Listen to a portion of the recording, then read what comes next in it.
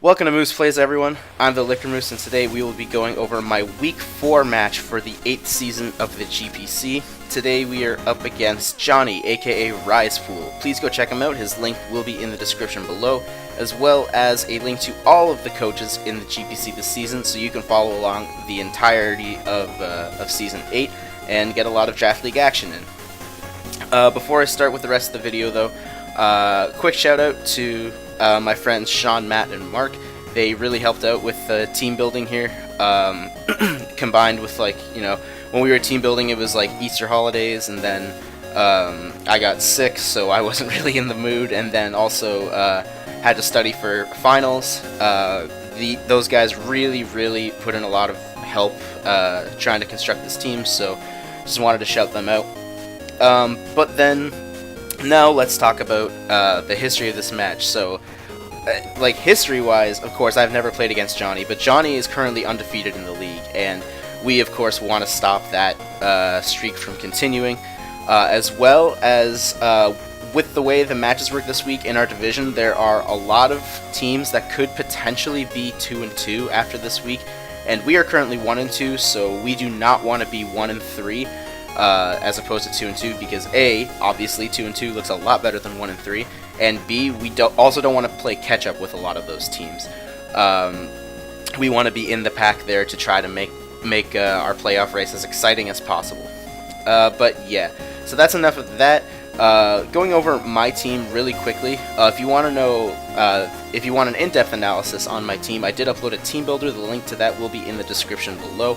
But for just a quick overview, we have a 4 attacks Megaane, a physically defensive Mental Herb Registeel, an Adamant Scarf Darmanitan, excuse me, a Darkinium Z with Memento and Tailwind Whimsicott, a Choice Banded Haxorus, and a Life Orb Rock Polish Landorus.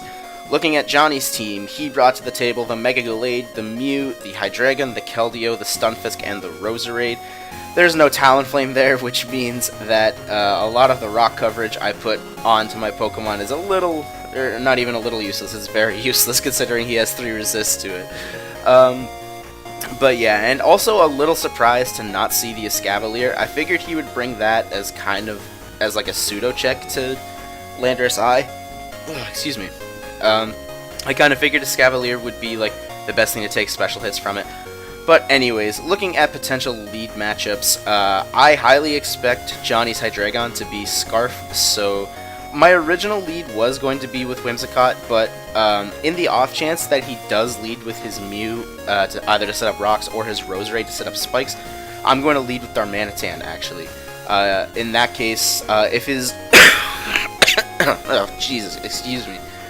Still on the tail end of being sick. But anyways, if his Mew is physically defensive, then it still does get 2-hit KO'd by Flare Blitz. So that's the reason I lead Darmanitan. As we see, I throw him out there, and Johnny is actually going to throw out his Hydreigon. So I'm expecting it to be Scarfed. I'm going to U-turn here because I really don't expect Johnny to stay in on this, considering how hard Darmanitan can hit, especially since I could be carrying Superpower. So if he hard switches, I think it leads me to believe that it isn't Scarfed. And if he U-turns out, then that confirms to me that it is Scarfed. However, if he does stay in, then I guess he knows that I'm Scarfed, but it's not that big of a deal. So as we see, his U-turn does go first, which does confirm that his Hydreigon is Scarfed, and he is going to bring out his Keldeo. So like I said, I get the slow U-turn off, and I'm just going to go into Whimsicott as it resists both of Keldeo's stabs. I'm a little surprised Keldeo was here, as we see the leftovers here. I was a little surprised that he even brought the Keldeo, only because I do have both Whimsicott and Tentacruel on my team. But this leftovers, the leftovers on this kind of shows that, first of all, the damage on the from the Darmanitan shows that it does have a little bit of bulk investment. I couldn't really tell how much, but it did have some bulk. And then the leftover shows it is most likely a defensive set, more than likely to check my Darmanitan. But anyways, we see the leftovers here. And Johnny is actually going to switch out. I'm going to fire off a Fire Blast, as this Roserade is really the only resist that he has to it, and that damage shows me that that Roserade is SPDEF as fuck. Now, that was still the right play, I think, and here I'm going to make a bit of a stretch play, like not really, basically overvaluing play. I'm going to U-turn here into my Registeel. Because straight up, I overvalue rocks in this game. Rocks are not really that important looking at Johnny's team, just because, like I said before, he does have 3 resists to it. But also at the same token, his Roserade, seeing that it's SPDEF, doesn't really do a whole lot here, like to my Registeel. If I wanted to make the more offensive play, I should have U-turned into Haxorus to pressure this out. But anyways, okay, we're back. Sorry about that. Chrome wasn't responding for a bit, so like it froze. So the replay froze, and then it jumped ahead a bunch of turns. So we're gonna go ahead from here. Like I said, I'm just going to U-turn out here, and I'm going to U-turn into my Registeel because I know his Roserade can't do a ridiculous amount to me. So I'm gonna go for Registeel here, and Johnny is gonna go for his Spikes, which is a little unfortunate. Spikes are it's not going to be that big of a deal. Spikes are really just proving to be annoying here. As like I said, I'm just going to set up my rocks because straight up I overvalued them in this game. I'm going to just Seismic Toss here to try to wear this down. Johnny predicts me to switch out into something. I'm not too sure what. But yeah, the Sludge Bomb, obviously he didn't need to go for it there, as Johnny now is going to set up his final layer of Spikes, as I'm going to try to keep wearing it down with Seismic Toss. And here's where I see my Seismic Toss plan is not going to work because he does carry the Synthesis, as I do just click the Seismic Toss here. But now is when I need to, oops, sorry about the mouse there. Now is when I need to pull the trigger. I do need to switch out Registeel because it's not going to be able to outstall this. So I need to go into my Haxorus here because since this Roserade is really heavily SPDEF invested, it's not going to be able to hit Haxorus that hard, plus Haxorus will be able to outspeed it. So like I said, I'm just going to switch out into Haxorus, and Johnny is going to fire off these hidden power something, I believe. It was against Registeel, and this wasn't resisted, which means it wasn't fire, which leads me to believe it was either fighting or ground, which I'm not sure. Now here, I know I'm Choice Banded and Dragon Claw can kill from here, but I'm still going to fire off an Outrage anyways, because if he decides to save this and switches into his physically defensive Mew, Dragon Claw is not a 2-hit KO. So I'm just going to click Outrage, which will be a 2-hit KO on it, but he decides to just sack off his Roserade, which is a fine play. But now he goes into his Hydreigon. Seeing that I'm locked into Outrage, I can't do anything, as he's just going to go for Dark Pulse and kill me. And here I think I'm going to go into my Whimsicott. Yes, and seeing that I don't think he's going to want to stay in, I'm actually just going to U-turn out. Pretty much gain some momentum, see what his switches into this are now, as it's actually going to be quite a common theme. And the spikes damage is going to really rack up, but I think in the long game it's not going to excuse me, it's not going to matter that much, as he does pivot into Keldeo, and once again I U-turn pivot into my Whimsicott to resist both of its stabs.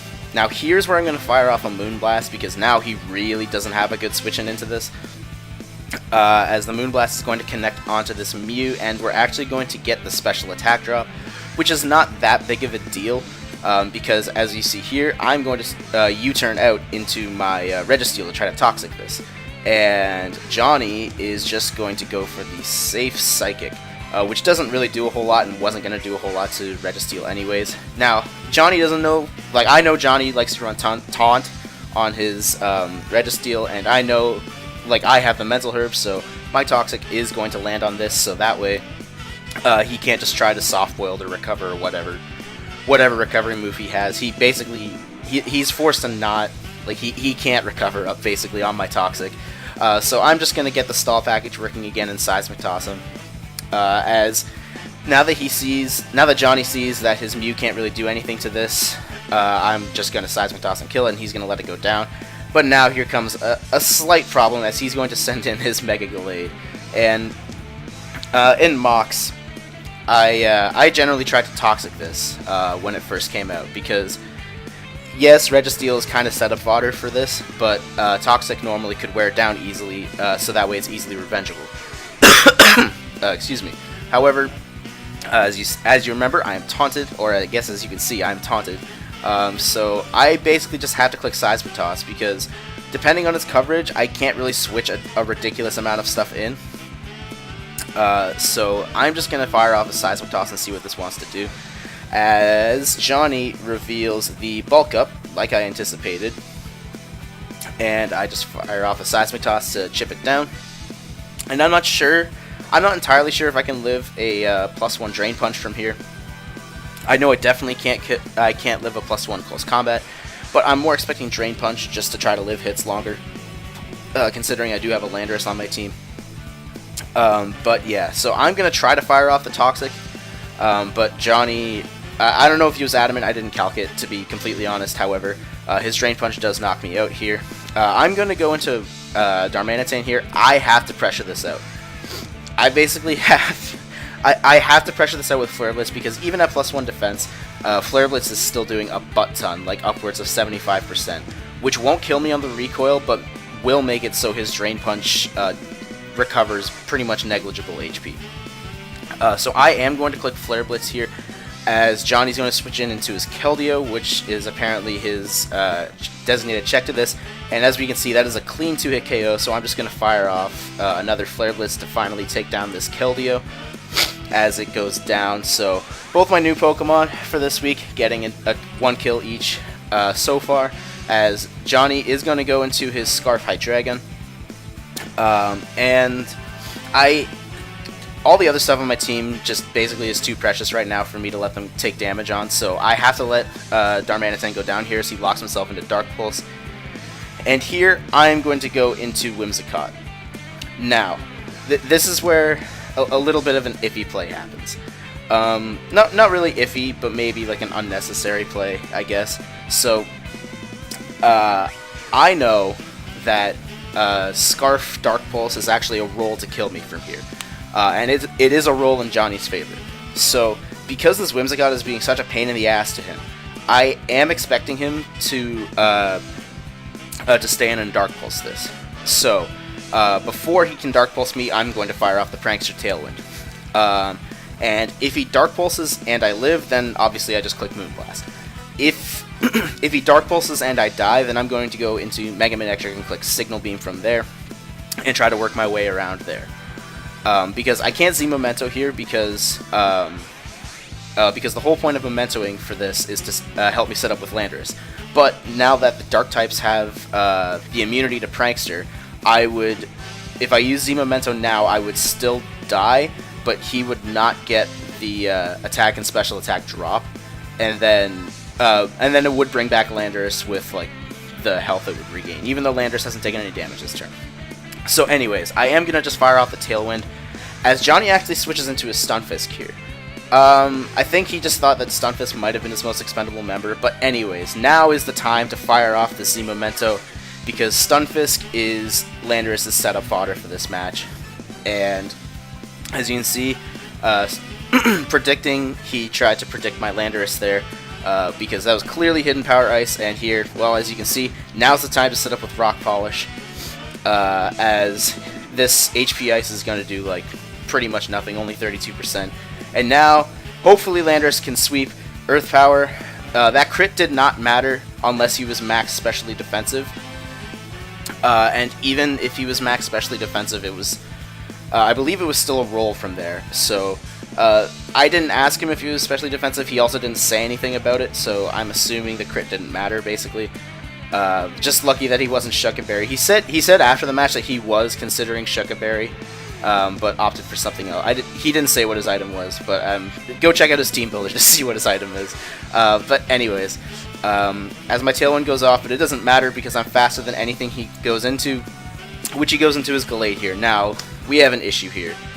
I need a crit with this Earth Power, because if I don't crit with this Earth Power, I can't kill from here, and then his Gallade can kill me back with Ice Punch, and then Megaman Extra can kill this with Thunderbolt, and then Scarf Hydreigon comes in and clicks Draco and wins the game. So basically, my only out right now is a crit. So I go for the Earth Power, and unfortunately, we do not crit.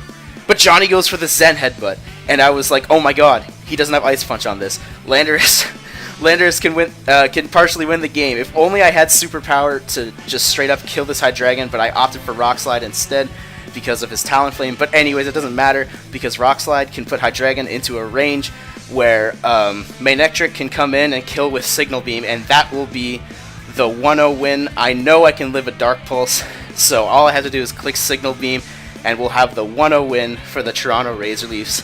Barring the part that Johnny crits me. Johnny crits me here, and my god. He oh man. GPC just has not thrown me a bone this season with my luck. But anyways, yeah. When that happened, Johnny kept messaging me after saying, oh my god, that sucked, like, you totally had that, you definitely deserve to win. And I just didn't respond for a bit because basically when it happened, I put my head back and then I put my head onto the table because I was just like, I cannot fucking believe that happened.